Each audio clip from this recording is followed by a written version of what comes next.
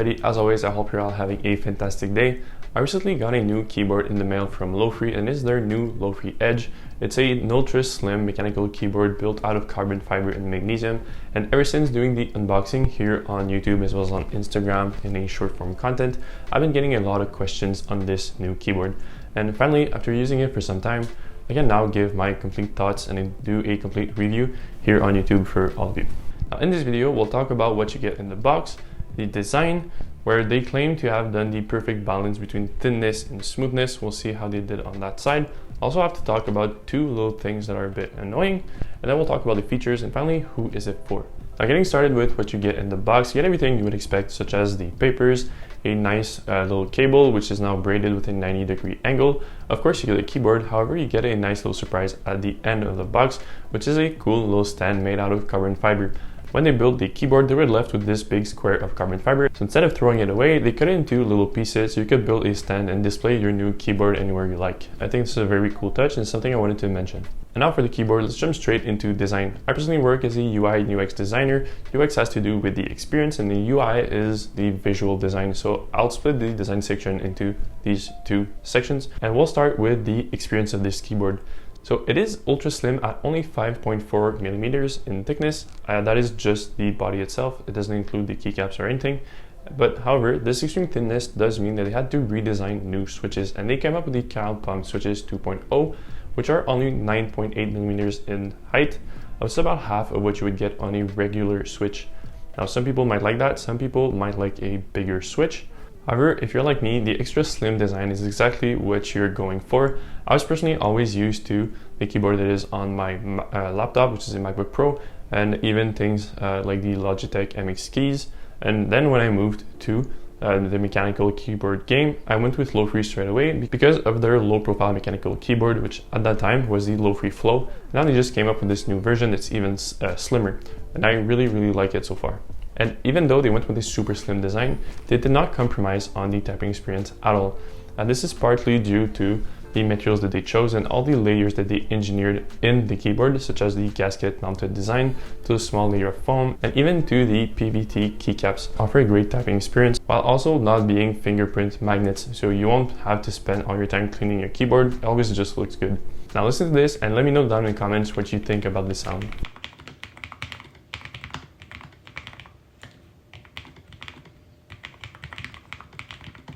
Now when their team was designing this new keyboard, you can really tell that they had two things in mind. It was making it as slim as possible and as light as possible, all this while maintaining a high quality and a great typing experience. Now as I mentioned in the intro, on their website they claim that it is the perfect balance between thinness and smoothness, and I think they did a great job on that end. I personally like keyboards that are a bit less clicky, kind of like the Flow. However, I still enjoyed this typing experience. I've gotten used to it pretty quickly, but I would also add that it is also a very high quality feeling keyboard. For me, when I saw the super slim design, I thought it was going to be quite bendy, but it's really not. And it's very light, only 488 grams, and it doesn't feel flimsy at all. And that is because of the materials they chose, once again, ranging from the carbon fiber plate to the magnesium back plate. When engineering all the layers that they added in it, they were able to save a bunch of weight on every single one of them, from 5 grams in the foam to 20 in the keycaps and 50 on the overall body. So they maintain a super lightweight, but did not compromise on the feeling of high quality. Now when it comes to visual design, no pun intended, they definitely went with a more edgier look, which we aren't used to see from Lofree. They usually have this kind of vintage, modern design language. And I have to say, this new kind of ultra modern look with the carbon fiber, the square fonts and everything wasn't something I personally was expecting. However, I still like it. Now being that it is a more edgier look, of course, it's also going to be more polarizing. Now I personally do like it. However, there are two flaws that I noticed when I opened the box, which I'm going to talk about soon. But first, let's jump into all the cool details on this keyboard. Now, when you really start to look around the keyboard, you'll see a lot of cool details, such as just seeing all the layers of carbon fiber when you look at it from the side. I think this is a very cool thing. They could have just hidden that in the magnesium body, but they didn't. And I think it's a really cool touch to kind of see this raw carbon fiber material. You also see all the little exposed screws. And if you look at the back of the keyboard, you'll see a large printed Lofree logo, which is very subtle. In fact, it's going to be very hard to pick it up on camera. I'm going to try my best. And when you're looking at the keycaps, you'll see that the text on the return key is orange, which brings a nice bit of warmth to this overall kind of colder design with really raw materials. Now on the keycaps, the font isn't what I prefer on a keyboard. I like a kind of more regular font rather than this square design. However, it reminds me a lot of Porsches, and I'm personally a big fan of Porsches. And that is of course because of their logo has a really square font, which resembles a bit the font of the Edge. And I think that mixed with the carbon fiber look just reminds me of a very fast car, and I really like that. I think it fits the kind of car corner of my office very nicely. Now when it comes to the two flaws that I noticed, one of them you can fix, the other one sadly you can't. The one you can fix is that as soon as I opened the box, I saw a little sticker behind the space bar. This might not be on every keyboard. However, for me, it really annoyed me that every time I was typing, I was just seeing this little sticker poke out. And to fix it, I just removed the space bar, removed the sticker, put the space bar back on, and boom, it was fixed.